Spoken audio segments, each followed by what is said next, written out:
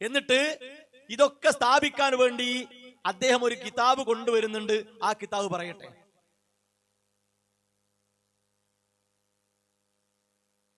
ഇതിൽ കാണാം ഫസ്ലുൻ മൻ ജുന്ന മിൻ ഖൗഫില്ലാഹി സുബ്ഹാനഹു, അല്ലാഹുവിനെ പേടിച്ച് ഭ്രാന്തായ മഹാന്മാർ. ഒരു അധ്യായം തന്നെ കാണാം ഇതിന്റെ 30-ാമത്തെ പേജിൽ. മൻ ജുന്ന മിൻ ഖൗഫില്ലാഹ്, അല്ലാഹുവിനെ പേടിച്ച് ഭ്രാന്ത് പിടിച്ച മഹാന്മാർ, ഔലിയാക്കളാണവർ. പക്ഷെ അല്ലാഹുവിനെ ഭയപ്പെട്ട് അവരുടെ മാനസിക സ്ഥിതി തെറ്റി അവർക്ക് ഭ്രാന്ത് ബാധിക്കുന്നു. കേട്ടല്ലോ, ഉഖലാഉൽ മജാനീൻ എന്നാണ് പുസ്തകത്തിന്റെ പേര്. ഇതാണ് ആ പുസ്തകത്തിന്റെ ചട്ട, ഉഖലാഉൽ മജാനീൻ. ഈ പുസ്തകം എന്തിനാണെന്നറിയോ? ഭ്രാന്തന്മാരിലെ ബുദ്ധിയുള്ളവർ ഒക്കെ ഭ്രാന്തന്മാരാണ്, എന്നാ അതില് ബുദ്ധിയുള്ളവരുണ്ട്. സഹോദരങ്ങളെ, എന്തിനാണ് അങ്ങനത്തെ ഒരു വിഷയം സമൂഹത്തിന്? ഭ്രാന്തന്മാരുടെ കൂട്ടത്തിൽ ബുദ്ധിയുള്ളവരുണ്ടെങ്കിൽ അവരാ വഴിക്ക് പോയിക്കോട്ടെ. അവരോടും നമുക്കുള്ള സമീപനം തന്നെയാണ് ഭ്രാന്തന്മാരുള്ള സമീപനം തന്നെയാണ്. ഈ പുസ്തകം ആർക്ക് വേണം? അഹ്ലുസുന്ന വൽ ജമാഅയുടെ പണ്ഡിതന്മാരിൽ ആരെങ്കിലും പരിഗണിച്ച പുസ്തകമാണോ?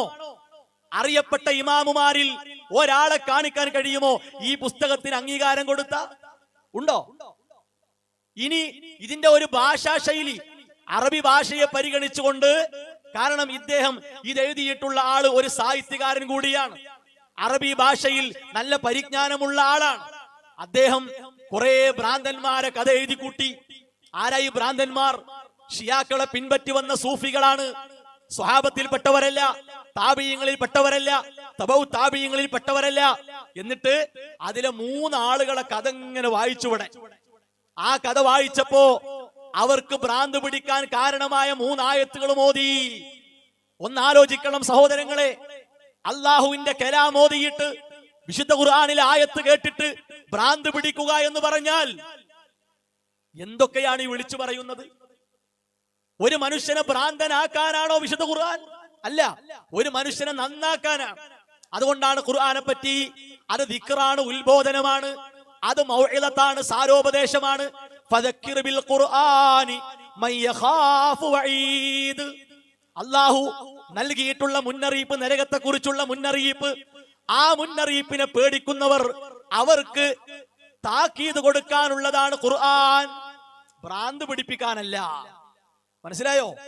ഖുർആൻ കേട്ടിട്ട് ഔലിയാക്കൾ ഭ്രാന്തന്മാരാകുമെങ്കിൽ 23 വർഷങ്ങളിൽ ഈ ഖുർആനിലെ ഓരോ ആയത്തുകളെയും സ്വീകരിച്ച നബി സല്ലല്ലാഹു അലൈഹി വസല്ലമ ഏതെങ്കിലും ഒരു നിമിഷം 23 വർഷങ്ങളിൽ ഏതെങ്കിലും ഒരു നിമിഷം ഭ്രാന്ത് പ്രകടിപ്പിച്ചോ? ഇല്ല. ഖുർആനിക വചനങ്ങൾ ഓതിക്കൊടുക്കുന്നത് കേട്ടപ്പോ മക്കത്തെ മുശ്രിക്കുകൾ പറഞ്ഞു അത് ഭ്രാന്തന്റെ വാക്കാണ്. അവർക്കാണ് ഖുർആനൊക്കെ ഭ്രാന്തായി തോന്നിയത്. ഇസ്ലാമിന്റെ ഔലിയാക്കൾക്കല്ല, സ്വാലിഹീങ്ങൾക്കല്ല, ശുഹദാക്കൾക്കല്ല. എന്നിട്ട് ഉഖലാഉൽ മജാനീൻ എന്ന കിതാബ് എന്തോ വലിയ സാധനാന്ന് കരുതി മുസ്ലിയാർ കൊണ്ടുവന്നു. അതൊന്നുമില്ല, അറബി വായിക്കാനുള്ള കിതാബ് എടുത്ത് ഒഴിവാക്കുക, അത്രേ ഉള്ളൂ ആ കിതാബ്. അതൊന്നും പറഞ്ഞ് ആളുകൾ എന്ത് ചെയ്യണ്ട, എന്തോ വലിയ നമ്മൾ ഔലിയാക്കളെ സംരക്ഷിക്കാനുള്ള എന്തൊക്കെയോ ഉണ്ട് എന്ന് എന്ത് ചെയ്യണ്ട, ധരിക്കേണ്ട ആവശ്യമില്ല. ഖുർആൻ കേട്ട് ഭ്രാന്താകുക. വജിലത്ത് ഖുലൂബുഹും, മനസ്സുകൾ വിറച്ചു പോകുമെന്നാണ്, അത് തൊലികളിൽ വരെ കാണുമെന്നാണ്. റബ്ബിലേക്ക് അടുപ്പിക്കുന്ന വചനങ്ങളാണ്.